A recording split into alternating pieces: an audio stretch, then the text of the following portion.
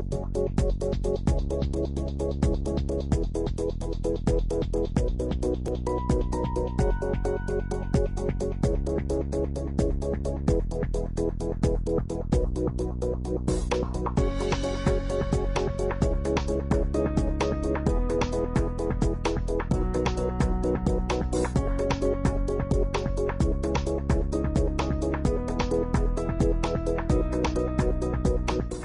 afternoon.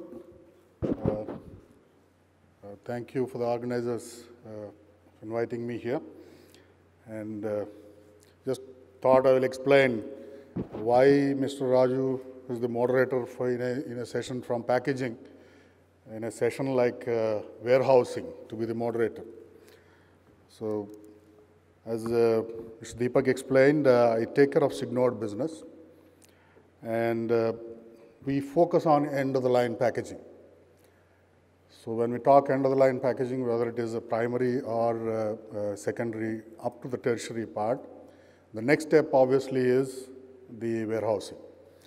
As Mr. Nair explained, the packaging influences what you do in the warehousing, and it influences how you transport then from there, either by truck or by containers or by air. So there is interlinkage across, and that's what exactly customers were looking at. And hence, hence we kind of said, yes, there is a need to integrate them together, if not by just supplying, but understanding these processes and ensuring that there are efficiencies, up to the factory gate and after the factory gate. And that's how Signode got into this business of both designing and supplying warehousing solutions, and more importantly, integrating these solutions in a way that the efficiencies are achieved. And what does this mean in terms of improving the efficiencies? Is warehousing a new buzzword? Absolutely no. We know this automatic warehousing is in existence for more than 2 or 3 decades across the globe. There are people in India who kind of put together these automatic warehousing and solutions more than 2 decades ago, including systems similar measuring a truck dimension by the cameras and then trying to optimize the loading of their product into the truck. This is the kind of automation which was there 25 years back in the country. However, one key thing that kind of across the segments, across the industry that remained is, are we really able to utilize these systems? While 25 years back the investments are made, the utilization of this was pretty low. That's where actually efficiencies, deriving the efficiencies of such kind of fully automatic systems was kind of totally out. While somebody could invest in a truck measuring system and then say, I will load so much so-and-so product, so-and-so pallet into the truck, the amount of variation that the customer started getting in terms of the type of trucks, the damages in the trucks, inside there is some hook, something doesn't have a hook, the kind of the supporting systems that were required for achieving these efficiencies wasn't there. And if you look at today, in terms of the overall segments that are looking at improving the efficiencies of warehousing and the packaging, many reasons that are kind of increasing this trend. The reasons primarily are high-speed production lines and consolidation of manufacturing capacities to primarily take advantage of scale and as well as the productivity. Sheer availability of manpower and their related errors that come with it, apart from the risks of employing higher number of people. And complexity that has gone up. As he explained, somebody likes one color, somebody likes another color. It has to be printed in different languages. For the same product, the number of SKUs have gone multifold. For the same toothbrush, probably it's now presented in 100 different varieties in different regions. So obviously the number of SKUs from a manufacturing plant to be handled have gone up, both on the input side and output side. and traceability has become an issue. Even today, 2 years back, we did a study in variety of segments and went to them and asked the fundamental question from the packaging area to the dispatch area. Tell us 2 major reasons of concern to you, major concerns to you in this operations from packaging to dispatch. The 2 things they said: number 1, I can't search my product in the time that I want. This is not just in India, this is across the globe. Even in US, even in Europe and South Africa, you name the country, they said, number 1 concern for me is to trace where my product is. And the second concern, of course, dominated by the European and other US and other developed countries, is the safety associated with these products. Or while searching these products, hundreds of accidents, especially in the heavy industry, because you keep pallets one over the other, or you keep coils one over the other, and then while searching, trying to optimize removal of a product, you end up having an accident, either to the product or to the person. So this, I think, is one of the key the driver of achieving this, going after this automation. And of course, there are more regulatory things that are coming. And response time required. E-commerce today promises 24 hours delivery. When you order online today, and then delivery promise is 24 hours, wherever you are, and from wherever you order, wherever their warehouse is. So obviously, the pick and pack time and delivery time need to be shortened. So and apart from that, the spikes in shipments. In this background, the warehousing efficiencies are becoming more and more important. Hundreds of factors based on which these are posing challenges. First in, first out, especially in the pharma and food segment, where the expiry date matters, and you would like the product to go based on the first in, first out. Quality standards, and at the end, of course, the cost. And third most important factor, which again came up in the study, was the shrinkages. Within the plant, wastages while handling this product or storing this product, and while transiting, of course, damages or losses. I don't know how many biggest concern for breweries in our country in terms of transporting this product is the theft. The shrinkages wherever they stop, irrespective of excise or varieties of things they do in terms of truck securement. At the end of the day, by the time the wine bottles reach the warehouse, the shrinkages can vary anywhere between 0.5 to 5%. And not only here in the railway wagons, that the material, when it is dispatched, the shrinkages earlier were close to 5% and today came down to close to 0.1 or 0.2. But the shrinkage definitely is a concern where warehousing and transportation methodology needs a change. So overall, what we looked at in terms of the framework is how do we kind of integrate these issues of the manufacturing processes, packaging process, warehousing process, and then the shipment. And at the end, if it is not going directly to the end customer, to the warehouses, then how do I do the pick and pack? So while independently, most of these are implemented in the industry, the integration of these 5 or 6 elements is still a concern area because of which the efficiencies today are not achieved.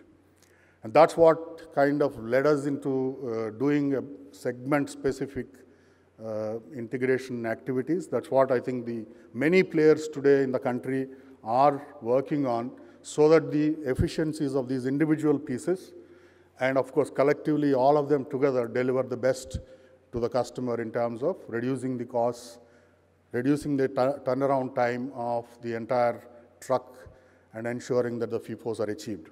So that's the kind of background on which we are going to discuss, and I'm happy to have all the eminent people from the industry here, 2 on the communication side, Mr. Muthuswamy and Sethu, Rajesh from probably the technology side, and from the user side. So while this is at a global level, I think Mr. Kaushik can give us the user perspective specific to probably pharma or overall. And that kind of sets the tone for the next discussion. And we will go through probably each about 7 to 8 minutes of presentation of 4. That takes about half an hour. And then we can probably discuss the next half an hour with respect to the concerns that come up during the presentation and then question answers. Thank you.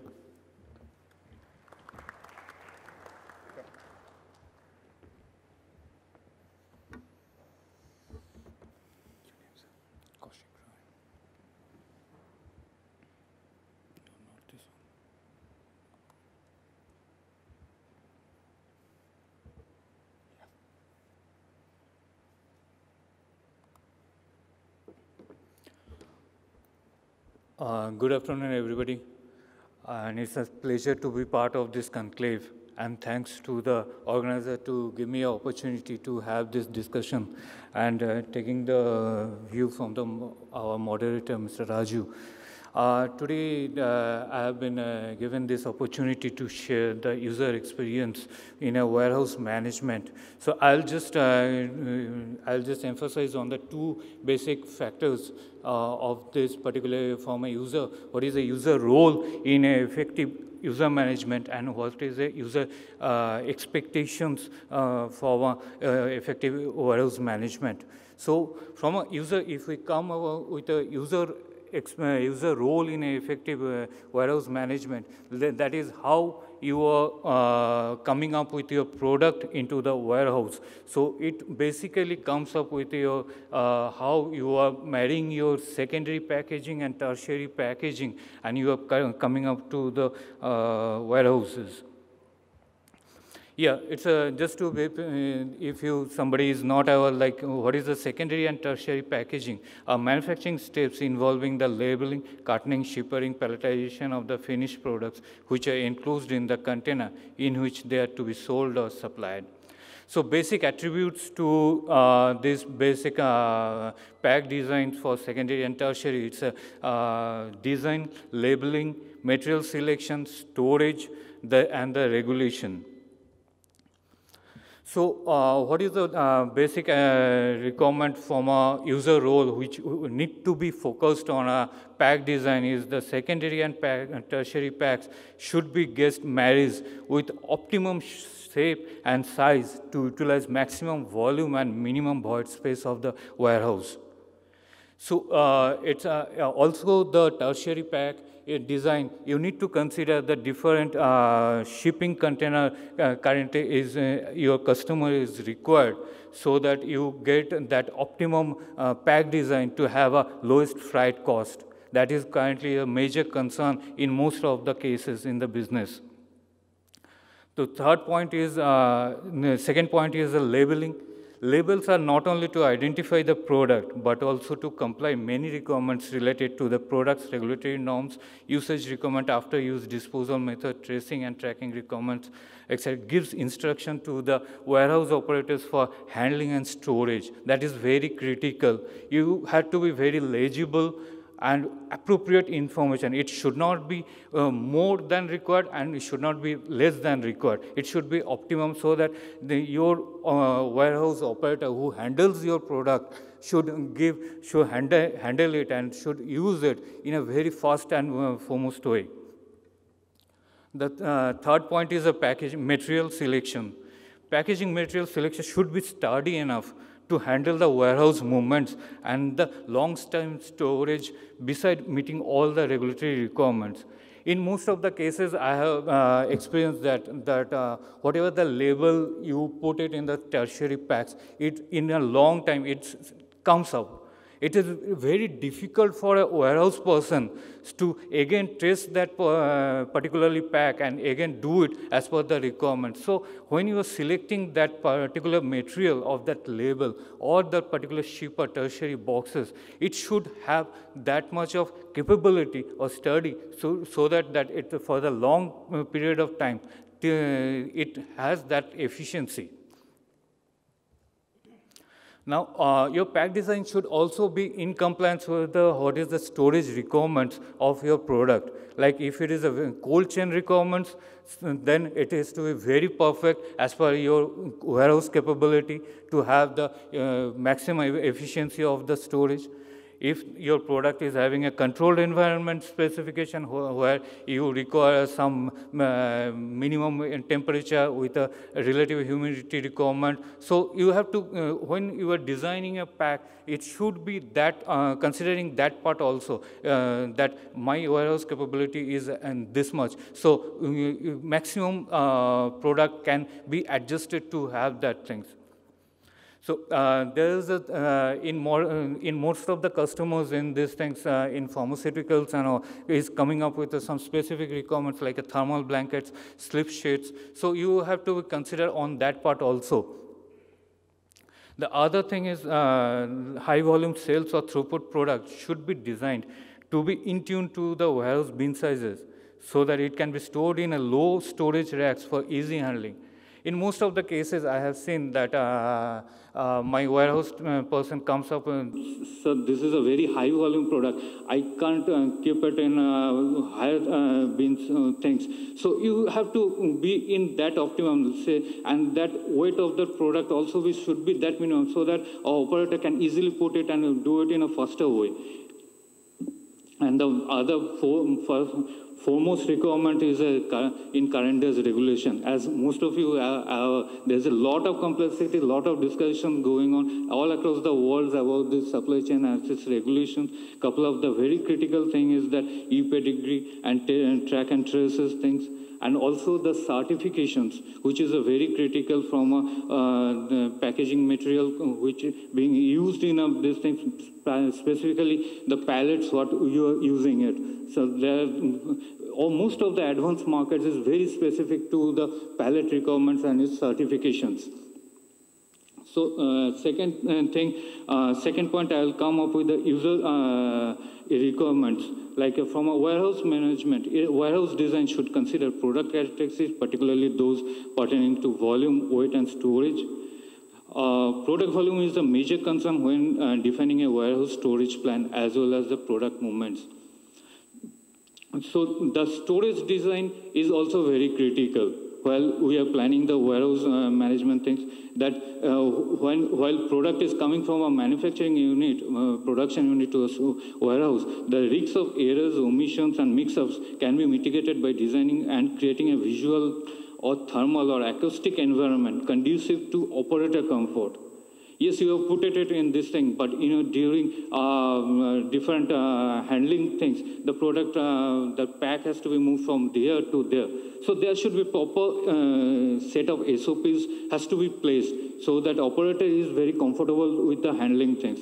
This should include the mitigating heat gains also from equipment such as shrink wrappers. You can't put a product in the where you are using some equipment which is having some heat inducing things and all. The lighting level should be maintained proper in order to help and prevent operator errors when reading documents or other written material, which is very critical. The temperature and reliability of humidity, yes, warehouse management has to be comply with the product requirements and all the current CGMP requirements. The monitoring, that is also very critical. You have to monitor the warehouse things for temperature and humidity in storage should be at the worst case location and time of day, which is determined by temperature and humidity mapping. Most of the regulatory agencies ask for those things. And that is, from a pharmaceutical point of view, I can tell you it's very critical. The first and foremost in a warehouse audit, the agency comes up with these things, how your temperature mapping or humidity mapping is there. And the other point I would like to emphasize here, the critical part which warehouse management is doing a palletization. That is the base of current days supply chain things. should be designed as per the customer requirements. Like if you're putting it to US market, the US market is having a very specific requirement of a pallet. If you are, then again, if you are going to the Europe market, then again you are coming up with a different set of requirements. So you have to adjust with this. So then that is a selection of pallet materials. That is, if it is a plastic or wood, it's also depending on the, you can't just select any type of woods for your pallet. I have seen there's a people are diluting the, because of the lot of regulation requirement, you have to have a fumigation certificate, there are a lot of chemical treatments, you need to move it.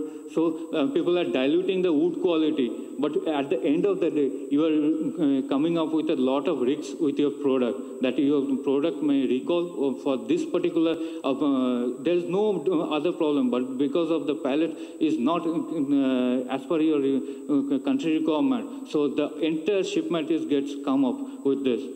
So basic palletization is like a column stack, interlocking stack, like banding and stretch wrapping and stretch wrapping things.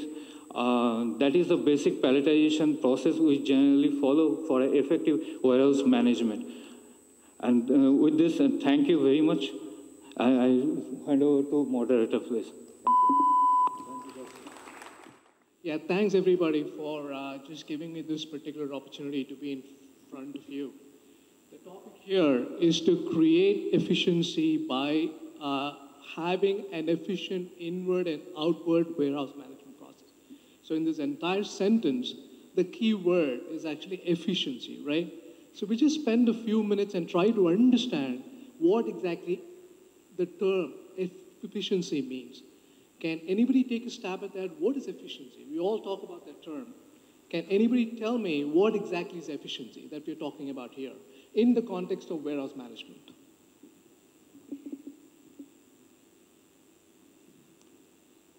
Somebody from that table? Yes, that's actually one of the aspects of efficiency. Is there any reserve from there? Anybody else who wants to take a stab at what exactly the term efficiency means?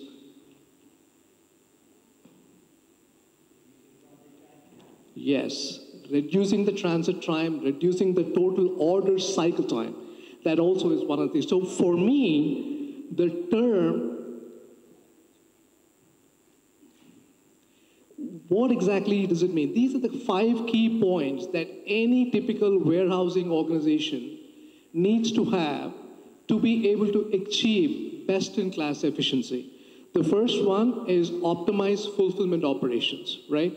You know, if you take a look at every organization, they want to ensure that whatever sales order is actually in there, it gets fulfilled, it reaches the customer on time. That is point number 1 there.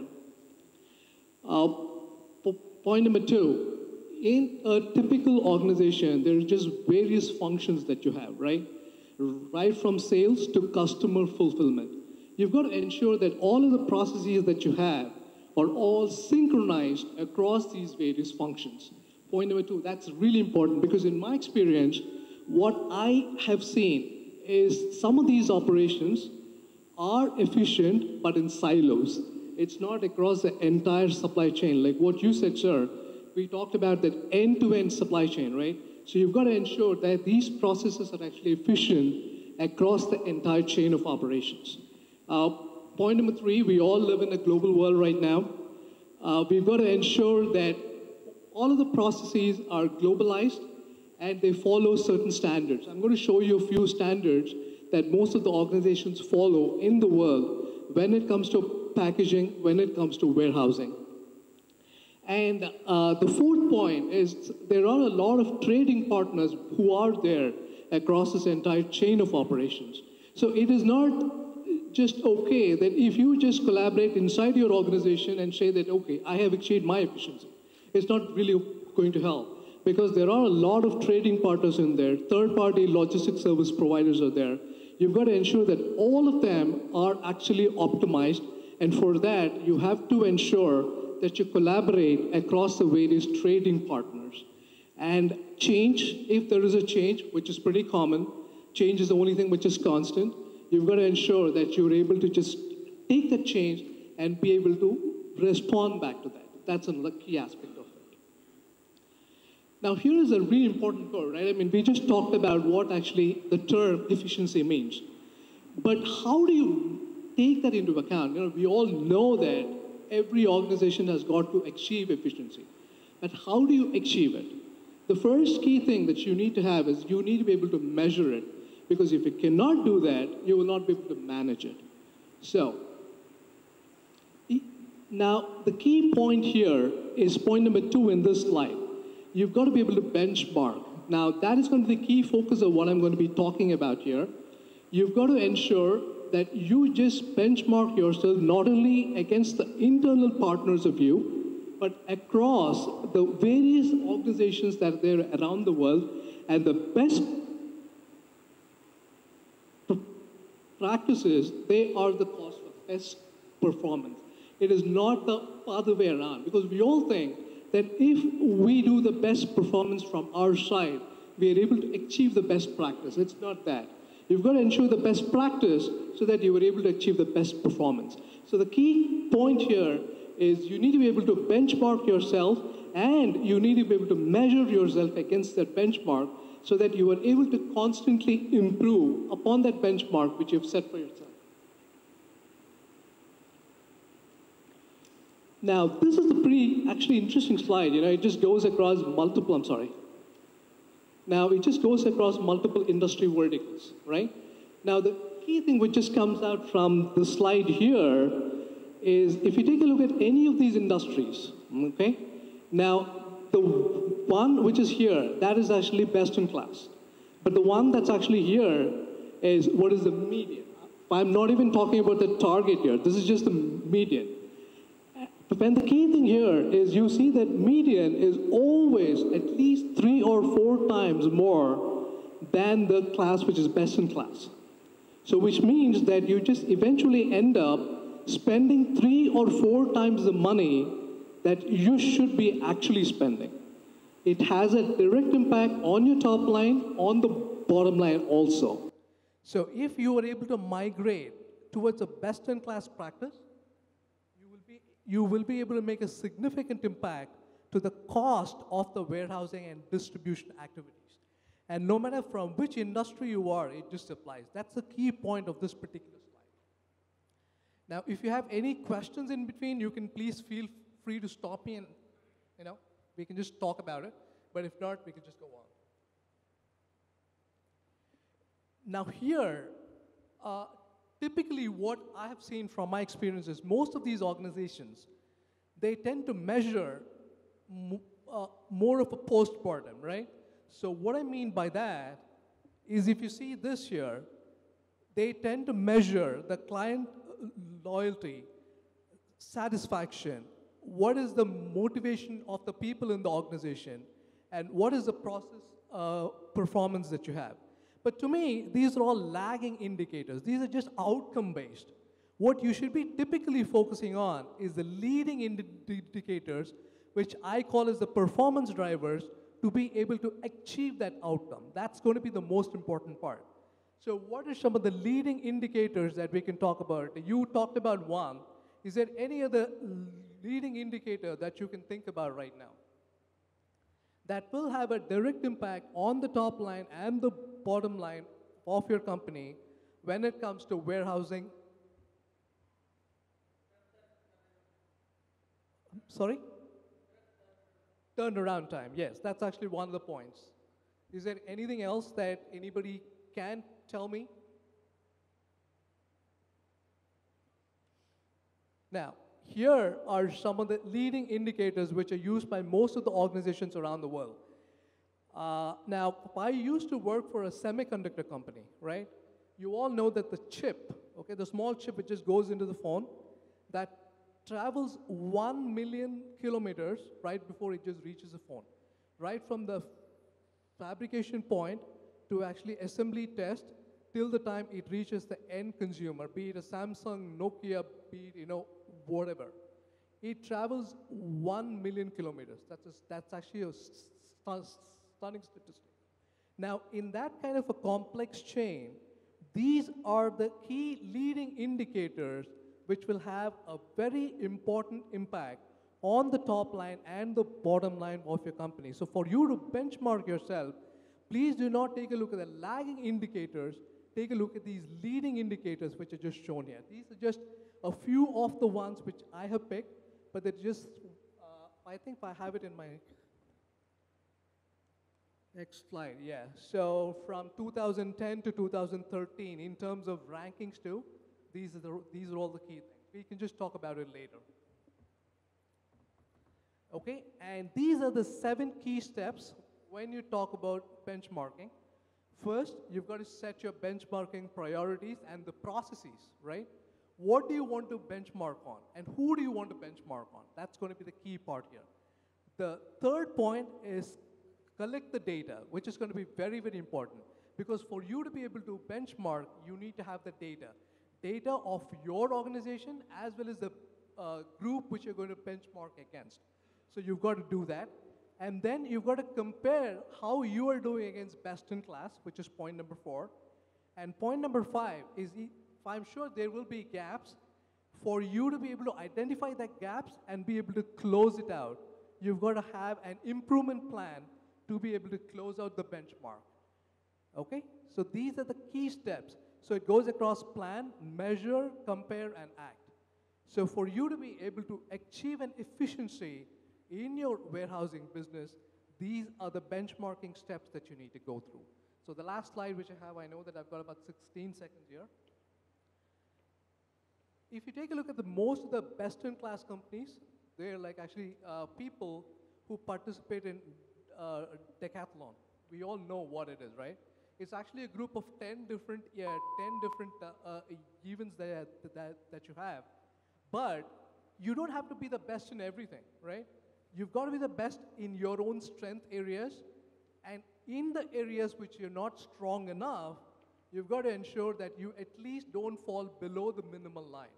So if you're able to perform like a decathlete, and if you're able to benchmark yourself that way, and ensure that you do not fall below the standards, and in certain strength areas of yours, you are able to achieve the optimum, you would have achieved the result.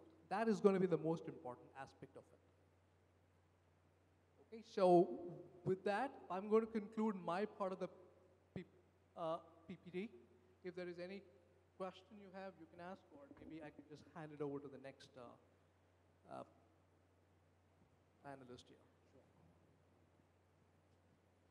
Thank you, Mr. Muthuraman. I think Thank you very much for clarifying what the benchmarks are, what efficiency means, and how that could be achieved by ensuring the individual pieces are working together. Right. May I request Mr. Sethu?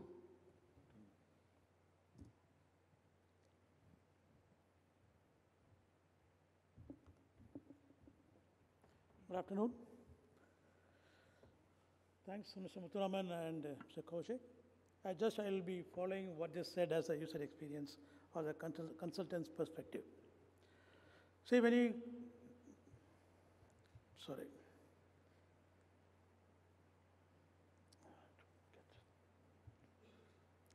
So I'll be briefly discussing about what should be the warehouse management processes and the systems to ensure there's a customer delight. I like to put it very simply. End goal for any operations, any process, any system is the customer delight. So how are we going to achieve that? You ask any warehouse manager here or any veteran in the warehouse management process, what are the key focus areas or what are the pain points they are looking for?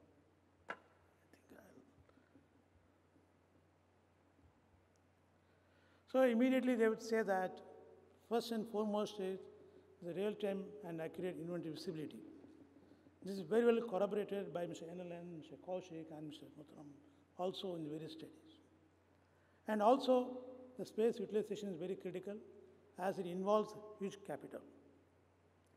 And particularly the pharma and food industries, the material flow has to be validated at every point.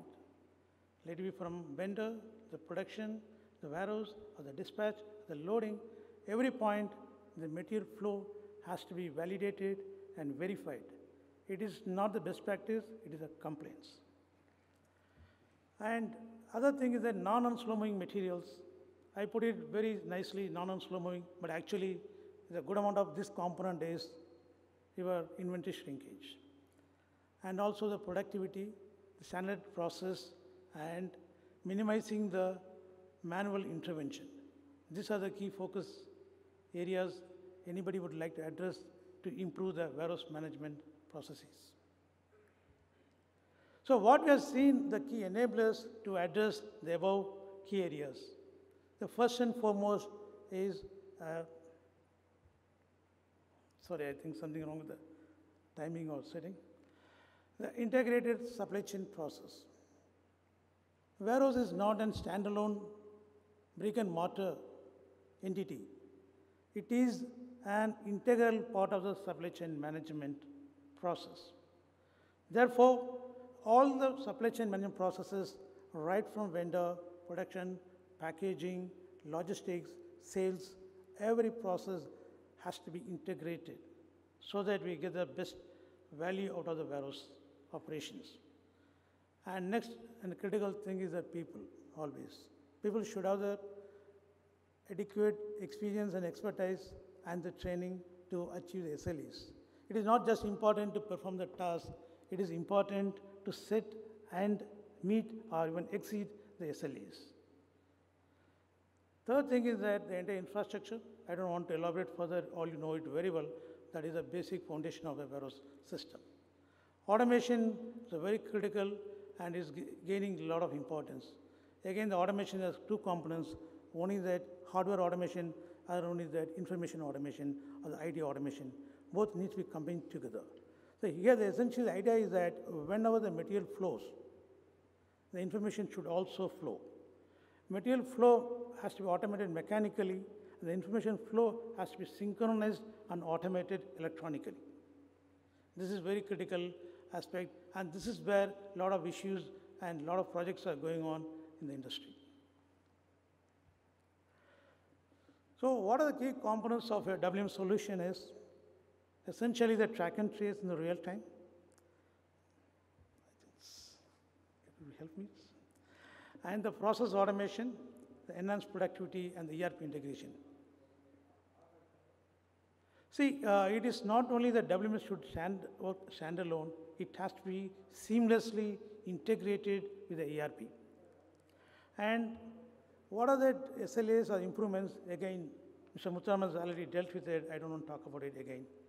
And the key hardware, it doesn't need a huge hardware. It's all very simple hardware to ensure a good warehouse system is in place.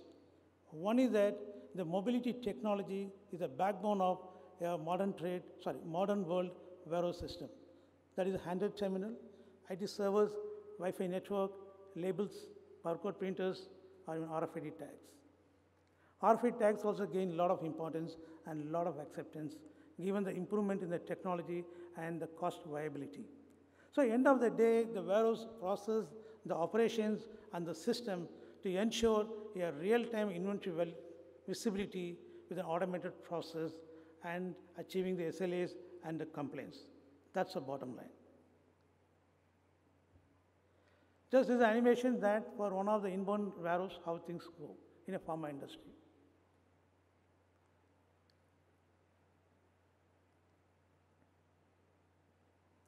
So essentially here, at every transaction, there is a tracking, capturing the truth at the instant automatically. No paperwork, no records, it all to be handled terminals, it captured automatically and integrated with ERP. And no unnecessary labels, there are not too many labels. For example, quality acceptance, quality rejections, quarantine, so many labels. When you look at an inbound material, there are at least about 10 labels are applied, which is not only difficult to comply with it, extremely confusing and misleading. So we can get away with that. And also more space. You have to keep it in quarantine area, again move it and all that. Sorry.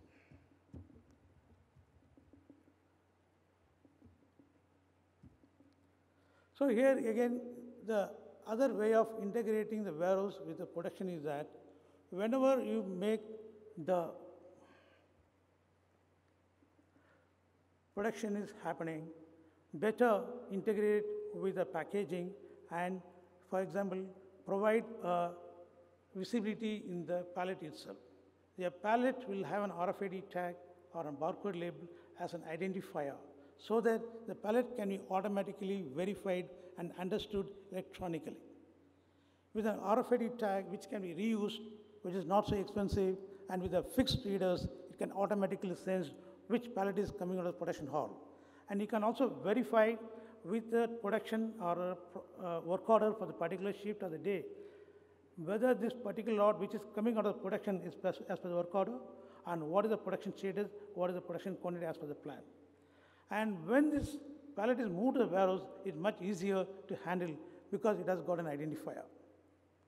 And not only the pallet will have an identifier, you can have an identifier at the locations. So each location on the RFID tag. So you can map that product with the location and you can track and trace very conveniently using a dashboard. I skip this. Other important thing is that when I said integrating the process is not only within the plant, it is very critical to integrate the suppliers because a lot of activities done by the suppliers impact the performance of the warehouse. We need to collaborate with the suppliers in terms of sharing the production schedule, knowing their lead time, and minimizing their lead time variability. Today, maximum inventory reduction is achieved by simply integrating the supplier and minimizing the fluctuation in the lead time. For example, when a shipper is supplied by a local vendor who is about 2 kilometers away, why do you need 7 days inventory? All indicate 1 day inventory. So in that way, I think that a lot of learning could be learned or realized from the experience of automotive industry. The other thing is that how to achieve that, the inventory is reduced or optimized continuously. So we need to have a replenishment planning. Depending on the order, as Mr. Noyer said, we should have a kind of a demand plan. We should have a replenishment planning. That is going to supplement that, am I having the right forecast of my demand and do I maintain the adequate inventory? And again, information flow is advance shipment notice and tracking the supply performance, motivate the good performing suppliers and penalizing the suppliers who are not performing very well. And also, it's important to monitor and measure the capacity utilization of the vendors. That's also critical. So in a nutshell, we have a excellent collaboration with the supplier. We can move towards a just-in-time, thereby reduce the inventory and the variability in the material supply significantly. So this is a slide where we look at what is the various paradigm shift in your warehouse management. Most of the time, as Mr. Muthuraman said, the best in class only few. The normal, others average performers are laggards or more. So today we look at many warehouses, they are all just inventory holders. The brick mortar system where the inventory is maintained. I receive the inventory, store the inventory, and issue the inventory. Operations are mostly manual. So next level is that use that warehouse management system. It could be ERP platform, it could be best of breed platform, and ensure that there is a real-time and automated synchronization of demand and supply. That is going to improve your inventory very well. And also having a hardware or a track and trace technology, you can optimize the entire processes and improve the transactional visibility.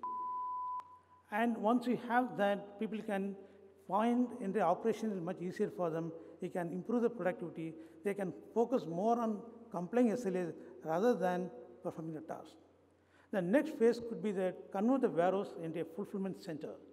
Integrate with the demand planning, replenishment planning, supply relation management. So basically, bring a tight linkage between supply and demand and make the warehouse as a demand fulfillment center. Here the focus is cost efficiency and customer delight and continuous improvement. So as innovation and goes up, definitely there's more customer delight and cost efficiency. Yeah. Thank you. Any question? come to the questions. Thank you, Setu. I think mostly focused on the input side inside the plant. So trying to integrate our suppliers. Like the output side, we integrate the customers and customer orders. We are on the input side. Thank you for putting it together and a simple solution of integrating these processes. Last one, Rajesh Sahu. Probably on the output side.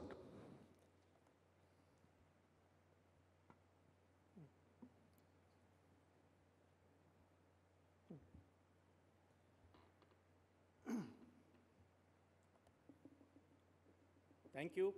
Good afternoon to all. Topic I'll be speaking on is infrastructure development and how it helps creating warehousing efficiency. To begin with, let's have a glance at the Indian warehousing industry. As per the recent CRISIL order, it is pegged at 10 billion USD. Out of which, industrial warehousing, which is of our interest, constitutes 55%, which is about $5 billion.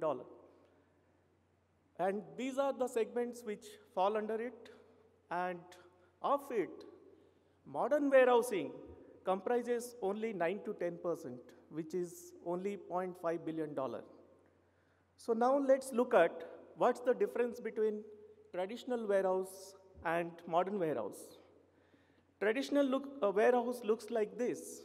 The size is small, height is small, mostly block storage, mostly manual handling, little bit of mechanization with mostly hand pallet trolley or forklift truck. There are a lot of issues with respect to space utilization, inefficient operation, safety, as well as market responsiveness. Now, in last 2 decades, a number of traditional warehouses have converted into modern warehouse. Now, what a modern warehouse looks like? More area, 40 to 50,000 square feet, about 12 to 15 meter height, and high-rise racking system with suitable material handling equipment, dock levelers, temperature control, HVAC, standardized process. They are also equipped with number of safety devices, for example, inbuilt safety into the racks, fire sprinkler system, automatic dock levelers with bumpers, and location identification. In last few years, particularly in last 1 decade, there is one more trend visible, which is the role of the warehouse. The role of the warehouse has changed from mere storage place to multiple value-add activities, such as consolidation and bulk breaking, mixing and sortation, packaging, labeling, coding, etc. The expectation of value add has further increased in terms of process control, cubic space utilization, and many other things, safety, cycle time, which has led to emergence of logistics supply providers, service providers who own the SLAs or KPIs for the customers. And they have come up with large modern warehouses such as this. In last 1 decade, particularly in last 5 to 7 years, one more trend is visible, which is automated warehouse. This is how the warehousing system, evolution of warehousing system has taken place. We have traditional racking system, which are smaller in height, and the equipments which are used are wide aisle. So a lot of space get utilized in aisle instead of storage, whereas we have got after that crane-based ASRS, automatic storage and retrieval system, in which the building can get taller, okay? We can use the crane, which are narrow aisle, okay? So it increases the storage density. But even then, we have to have one crane in between 2 rows of racks. So there is still number of aisles, okay? But the throughput is much faster.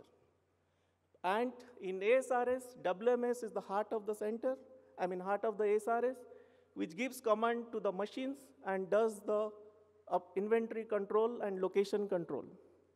Now the new technology which we have come up with is card-based ASRS, in which the number of aisles have been cut down significantly. And instead of 1 deep or 2 deep pallets, there could be multi-deep pallets. It could be 6 deep, 8 deep, 10 deep, likewise, depending on the variety of the SKUs. So as a result of which, more of storage space is actually utilized in storage rather than unproductive aisle space. And it is completely managed by our unique WCS warehouse control system. So in ASRS, you can see two types of ASRS. One is pallet-based, the other one is part-based. First, I will cover pallet-based, in which there is crane-based or cart-based ASRS, which I mentioned a little while ago. Plus, the entire warehousing activities also can be synchronized or integrated with this. For example, picking solution. As you were looking at the picture, there could be pick tunnels inbuilt into the ASRS, wherein the operator picks up cases from the pallets, puts it in the floor rack, and from the other side, the picker picks the case, individual case from the floor rack, puts it on the hand pallet trolley, and makes a order pallet or the mixed pallet. Also, it can be fitted with put to light, in which case the picker gets to know which floor rack to be picked from. Also, it could be the truck loading automation can be integrated with this. So it's completely integrated warehousing system, where you have ASRS, picking system, as well as truck loading system integrated into one. Similarly, we have part-based system, or basically case or carton, or crate-based system, which are used for the small parts. We have mini load, which are, the ASRS is called mini load system. And then also it can be integrated with picking solutions as well as kitting solution. The picture what you are seeing, the crates the required crates come out of the ASRS, the required crate. Then they move into the conveyor loop, in the conveyor loop, around the conveyor loop, there are picking stations where the picker, the crate stops, the picker picks the required part, and then the crate moves around the conveying loop, and with the rest of the part goes back to the ASRS. So that is the picking solution and kitting solution integrated to ASRS. And also, like we saw for pallet system, the truck loading automation for the cases can be given. Now, the most recent trend which has come up, and I'm proud to say that our company is driving this initiative, is integrated automated warehouse, which our CEO, Mr. Raju, also mentioned. So to substantiate this point, I would like to draw your attention to two live projects. First one is one of the leading pharma company. This was the AGIS process, okay, in which the cases from 14 production lines used to be palletized on HDPE pallet, brought to the other side of the corridor by hand pallet trolley, and then the validation used to happen, and then the cases used to be transferred from HDPE pallet to wooden pallet, and then it used to go through the packing line before being carried to the storage racks. So all these activities were getting carried out in piecemeal basis. So there are a number of issues in terms of manpower, in terms of synchronization of the activities, and in terms of traceability, and also in terms of congestion in the warehouse. Now, to address all these concerns, we have come up with our solution wherein the cases from the production line are validated, get elevated to a highway conveyor, then get again scanned and validated, diverted into 3 palletizers, where it gets palletized directly onto the wooden pallets, then gets conveyed to the packing line, where strapping and wrapping takes place, and from there it gets conveyed into ASRS. And get retrieved as and when required against specific customer order. So one more case study I would like to take you through is one of the leading food company for which we have designed this solution, in which the packing lines, the next slide will be more clear. The packing line is integrated with ASRS, okay? This is what is the packing line, what you are seeing here.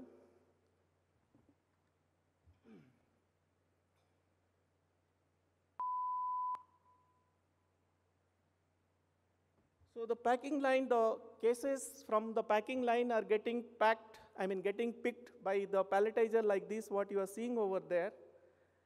And then it gets picked by the pallet mover.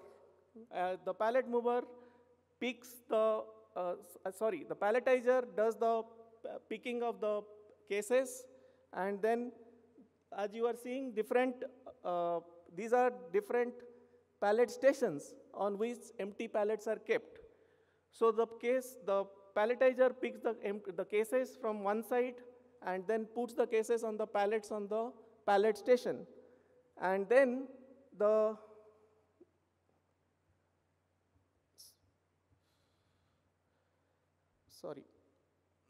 then what you are seeing here is the pallet mover, which is picking the filled pallets, and also it is picking the empty pallet from the empty pallet stations and then bringing it to the input site of the ASRS.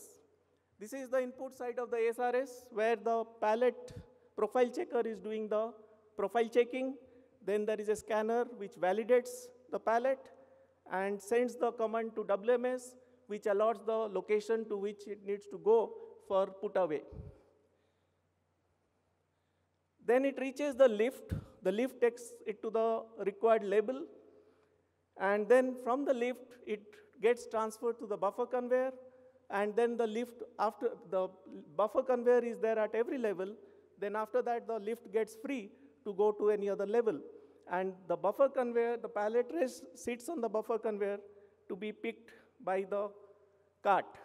So this is the double shuttle system, wherein the mother cart moves on the main aisle or the central aisle.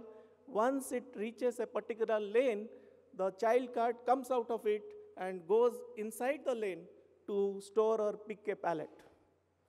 So essentially what you are seeing in this kind of system is multiple equipments working simultaneously at the same time independent of each other, which results in faster throughput.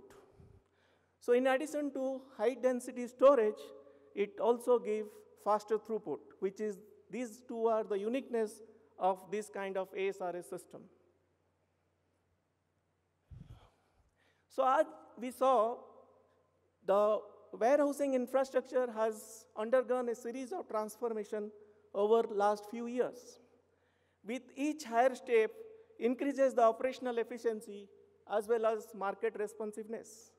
But so also is the investment. So we need to, so therefore it calls for proper cost-benefit analysis before reaching the investment decision. So therefore, we need to categorize. Many times, the costs are visible, but benefits are not very visible because they are hidden. So therefore, what we need to do is to list down the benefits of all categories and, as far as possible, assign a specific value to it. Then only the investment decision can be made justifiable. So, and these are the, while listing down these benefits, these are the points to be considered. So this is one example in context of ASRS, how different benefits can be derived. So both in terms of capital expenditure as well as operational expenditure. So land, building, facility, manpower, supervision, energy, maintenance, damage, pilferage, cost of back order, return order, inventory label, because it provides traceability. So, and it can be interfaced with SAP. So the right inventory label can be managed through this provision. And inventory write-off cost, because there is mismatch between actual stock and with system stock. So these are the benefits to which definitely values can be assigned in terms of benefits. These are some of the benefits which are little intangible, but the value can be assigned to it considering the weightage or significance to particular business. Now, all these, what I mentioned in these two slides, may not serve the purpose because these are in words. So we can possibly use this kind of template to come out with the right kind of payback period or the ROI. So this is where, this is just a template. I mean, one of the many templates what can be used in this context. So it takes care of all the things what I mentioned a little while ago. And as you see in this particular example, there is a difference in 12 lakhs in the capital, 12 lakhs of USD in the capital expenditure between the conventional system and ASRS, whereas there is a difference of, there is a saving of 6 lakh coming every month in terms of operational expenditure. So if you compare both, then the payback period is just 2 years to cover up the difference between the capital expenditure of 12 lakhs. And the ROI is 54%. Even if the interest cost is taken into consideration, then if the payback period is 2 years with ROI of 44%. So the way forward to conclude is certainly clear. From the traditional warehouse like this, the journey has to be modern warehouse, automated and integrated warehouse like this. It is matter of time how soon it can happen. And as it happens, warehouses being viewed as mere storage place can be viewed as an important element in supply chain strategy which can become competitive advantage. Just before I leave, I would like to take you through a small video which will give a glimpse of what I mean about it.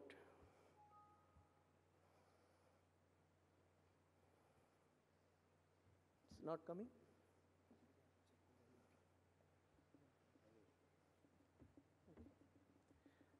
Okay, thank you so much.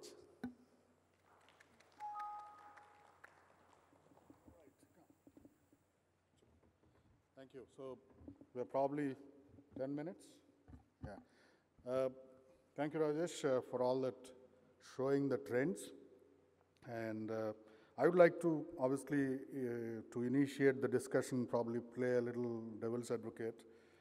Ms. Muthuraman, you very well captured the benchmarks and the need to kind of improve the efficiencies there. And Rajesh talked about getting into integrated packing lines, and Setu talked about the issues of external agencies' involvement in terms of also making this successful. And Kaushik actually talked about the various issues in terms of how do I ensure that my fast-moving items are stored properly, don't waste my time in putting everywhere, etc. If you look at these multiple pieces, industry today has developed over a period of time multiple pieces of excellence in terms of, okay, I have an MES which is running my production processes. I have a warehousing system which probably some expert in warehousing is prepared and given it to me. I have the packaging lines in which somebody has given track and trace kind of a system. How do these can be made talking to each other? I mean, in the existing warehouses where Rajesh talked about probably upgrading to a new one in a brown field where possibility of upgradation is a different issue versus currently running organization, how do I make it possible? Can you throw some light on that? In terms of these individual pieces, can they be talking to each other? Okay, we talked about it as a part of my presentation too. I showed one point where we spoke about all of these individual departments in an organization. They are all efficient, but only in silos. So what Mr. Raju is actually wanting to find out is how can we just integrate this entire thing so that right from the sales aspect of it, to manufacturing, procurement, logistics, warehousing, how can you create a completely efficient process across? So for that, the first point which I think we all should do is first is actually benchmarking. And then I talked about a specific point where you just identify the gaps in your system, correct? Now, once you have a gap in the system, you need to be able to bridge that gap. That gap here is all of the departments talking to each other. That is the gap that we are talking about. For that, we need to have an integrated piece of solution that could be either in the form of an application solution or it could be in the form of processes. But whichever way it is, you've got to create a process, you've got to create an application solution where right from the time you capture a sales order till the time the sales order is actually shipped to the customer, all of the pieces fall in place and everything is visible to every stakeholder in the organization. So that is the solution part of it now that we're just talking about. Right. Okay. Yeah, I mean, in terms of the hardware and software, multiple pieces in this process have got variety of PLCs, some have got equipment, some have got software related. And the ability of integrating them is also the ability to make them talk to each other electronically. That's when you can integrate them. I mean, otherwise, I have one PLC sitting or one equipment sitting which cannot send a signal to the next one what to do. Or I have another software which I cannot link it up with my ERP, which is Oracle or something. I think today the solutions are there. I mean, all the software, both from the the PLC or the communication machine-related language to the softwares which are ERP-based, whether it is Oracle, SAP, or BAN, or whatever. I think there are enough number of patches today that are making these machine-to-software talking made easy. I think that's something which today is making it possible to ensure that this integration is feasible even in the old machines. The management process is what Mr. Muthuraman is talking about in terms of finding the gaps, is the management and strategic solution, and then on the technology side today, I think they all talk to each other, right? I mean. So if you just summarize this whole thing, right? I mean, you can just take a look at this as 3 Ps. The first P being people, which is we all.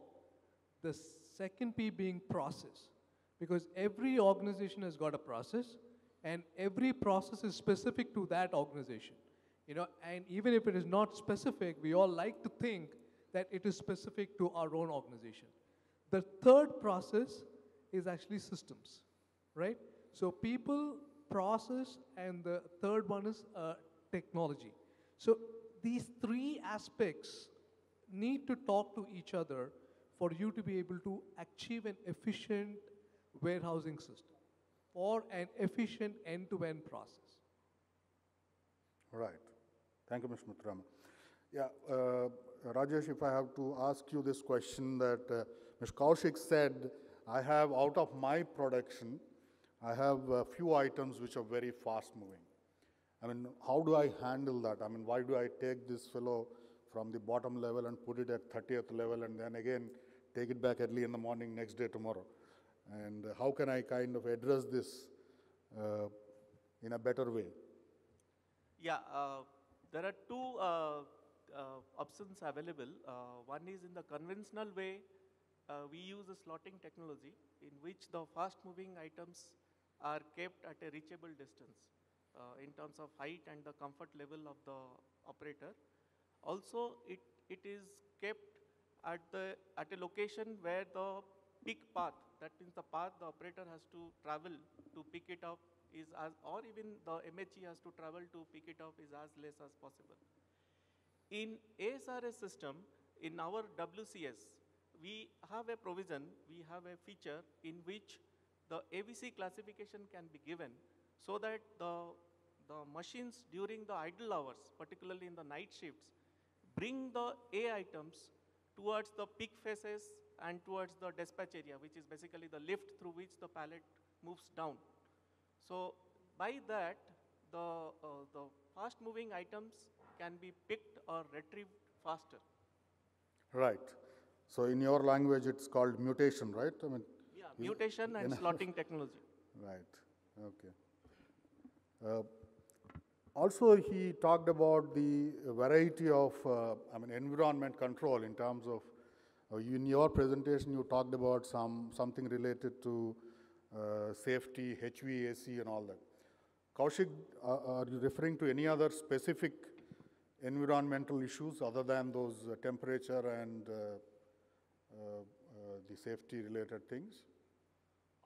Basically, from a user point of view, what I mentioned in my presentation that it should be the operators or your pack designs are where you are storing all your facility you have.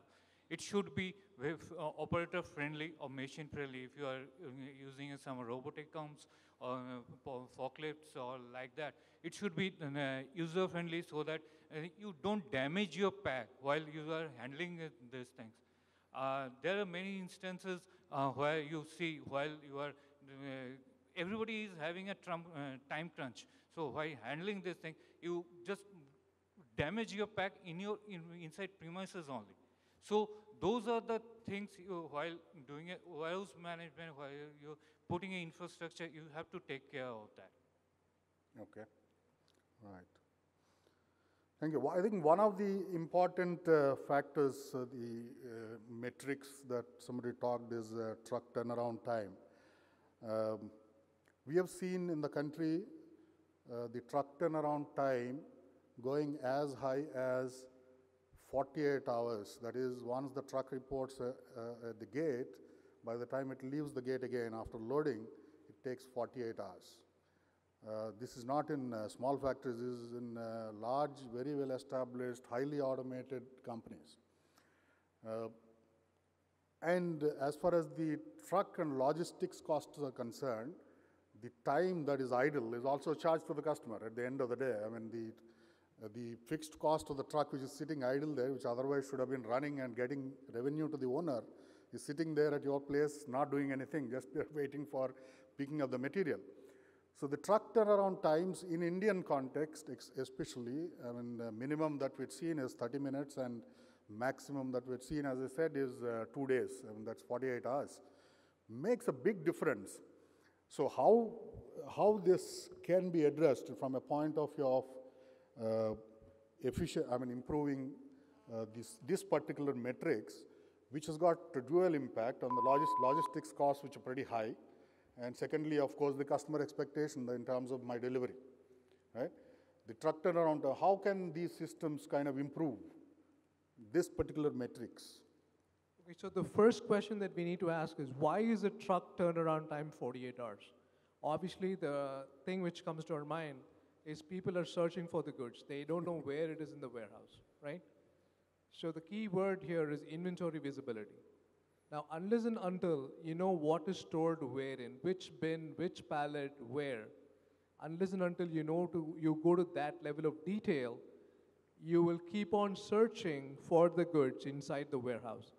So there are actually systems in place wherein you define the process and you define what has got to be stacked where in which bin, which location, so that when a truck comes in, you will know from your handheld device. I think he talked about it.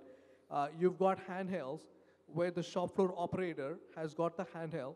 He knows what to take, where, and then in the handheld itself, he will know which bin, which location that particular good is stored in. So he can just go there, take it, and come back. And we also talked about minimizing the travel time within the warehouse, right? So there are pre-configured business rules that one can write within an application or within a process which will ensure that the truck turns around much faster than the time that we just talked about right now. So the key word here again is inventory visibility. You need to know what is stored, where, and when it needs to be shipped out. Right. Thank you. One last thing before we open it for questions is, many a times I take this kind of forum's opportunity in terms of automation and this kind of high level of systems being implemented in various factories. Many a times we try and automate everything that we do in the factories and every order that we process, every item that we produce. And that's where most of the time these automations become most expensive or prohibitive to implement. I think this is one which the overall industry should probably get out of and say, what is my 80-20 problem? What is my key problem that I'm going to automate? And that probably brings down the cost, what Rajesh was showing there, to less than half, or 1/3 in many cases, when you actually automate 90 or 95% of your key activity and leave the 3-4% specials, which Kaushik also talked about, to process in the normal way. The moment we try and put this 3 or 4% into fully automatic systems, that's when the cost triple or 4 times, and at the end of the day, more these kind of systems and more uncertainties that will go into it. Make it simple, make it automated, and make sure that the 90% of the problem is automated and efficiencies are achieved. That's my view, and I leave it open for the questions. To the panel, please. Yeah. Sure. Especially in either a food industry or pharma industry, if you go to any warehouse, you can be seeing somewhere around 4,000 to 5,000 varieties of the materials lying there. Printed packaging components, primary packaging components, APIs, excipients and all. So if we are going to an automated system expanding, so what would be your advice? Which things have to be absolutely removed from warehouse, which can directly be there in the production block? Again, not making big difficult to them and not the primary areas are flooded. But at the same time, how can we balance that? Some things definitely can be removed from the warehouse. What is any solutions you have like that? Absolutely. I think you are echoing my view, which I talked about at the end. I mean, would you like to automate all 100%, or would you like to do only part of it? In pharma and food segment, mostly thanks to the regulatory practices, the tendency is to go for 100% automation, irrespective of whether I can dispatch it. It's next to the truck dispatch area, whether it is, I can easily process and put it into the truck. Because of the regulatory systems and FDA things that all of you go through, the flow is monitored apart from just the ease of operation. So in view of those things, it is best that everything is put in place, irrespective of the number of the SKUs that handle. Today's ASRS systems can handle the SKUs to the extent of 5,000 or 6,000, not a problem, and also can deliver you in and out to the extent of thousands of pallets an hour in and thousands of pallets out. Obviously, the investment related to it is pretty high. For example, the beverage industry today asks for 1,200 pallets in and 1,600 pallets out from the ASRS system. That's because the amount of peak loads in beverage industry in summer are so high. So per hour that you need to dispatch so many trucks. So that's the requirement. And then the next level of automation, which is pick and pack. That means the retailer asks me to deliver one of the cola, one of orange, one of this. This is done at the next level, which is the pick and pack. Of course, there are systems, integrated systems, where both are done together. But mostly the cases where more number of SKUs are there, they avoid integrating these solutions, so make them independent. That is pallet level, you dispatch it to another location, and there you do the kitting, pick and pack part of it. Like pharma industry does it, especially in the exports, right? I mean, for a US market, you take it, European market, you take it, you have a local warehouse where you do the kitting part of it and deliver it to the pharmacies or the hospitals or the final destination. That's what they tend to do, and many are investing in warehousing abroad in terms of, the local companies are investing abroad in terms of creating these warehousing spaces and automated warehousing spaces. Right, yeah, sure.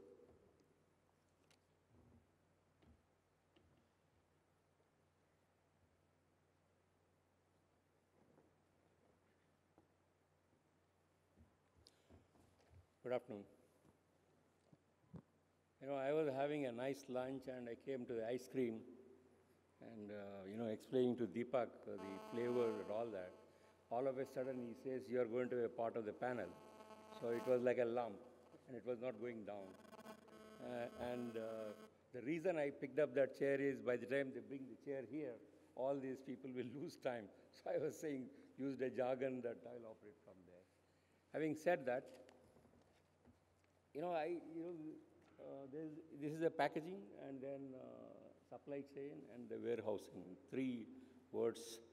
And the panel here have really dwell on the warehousing systems, the modern systems, and how it can be advanced and how the products will get benefited. If we talk about the packaging, I just want to add, maybe a little away from this. The new product is complete for delivery unless it is packaged well. That's one thing. The other thing is, the packaging people, generally when a project is given, he looks at the packaging. A long time back, there was a fluffy material. I'm from pharmaceutical industry. And it landed there and somebody said, you have to make something closer to this and then you have to export it. So I was purely looking at it from the packaging angle. This was a fluffy material, about 10 kilos, 3 feet by 2 feet, and by about 15, 20 inches height. And it was packed in a multi-layer paper. And it was coming all the way, the 20,000 kilometers from the US to India, landed in our Opal warehouse. And then they said, you make something closer, similar to this. So I went into the market, brought the papers, put them together with the converter, tried to fill the same product, and I thought I'm doing something great, and the package was ready. Before it could leave my warehouse, it was bursting. So the question was, have you done the packaging properly? That's the first time I realized packaging is not perfect or is not going to exist unless and until it is really integrated into the whole system. That then we started looking at it, how such a floppy material is coming, fluffy material, all the way with that simple packaging and how we are not able to do it. Then I understood there was a palletization and there was also, shrink wrap around that. And then there was a warehousing system added to that. The whole gambit of it, you start getting into it. So that's the first time I realized packaging is successful only when you really integrate into the system. Now, integration, like I said, supply chain integration, these are very nice words once in a way, and scientifically, if we understand, we can implement in our lives. But the way I look at it, for the individuals who are working in the industry, if they really want to contribute to that industry, system, supply chain, what is a supply chain? You just go above a point and then start watching. You should know your product and you should know the journey. And that is the supply chain. You start visualizing where like for example, you are a packaging person. You start looking at your packaging and you try to understand the whole gambit of it. In that, you will try to take a supply chain part of it, the procurement part of it, warehousing part of it, the labeling part of it. Any of those things I'm saying, only when you go above a level and then start looking, then you will be able to do real justice to the product, what you are really looking at it. So that's basically my take on the integration, and the cross-functional teams. Like yesterday, one gentleman was saying that, the package from the industry is not at all good. Is only because there are no cross-functional teams. That's why most of the problems come up there. If you can integrate different components of the industry, real components of it, then you will be able to deliver the right product into the market where it is required. And I really like the benchmark and then the measuring of it. I think those are also very important and keywords. So since I have to talk something, I thought I will talk. Thank you.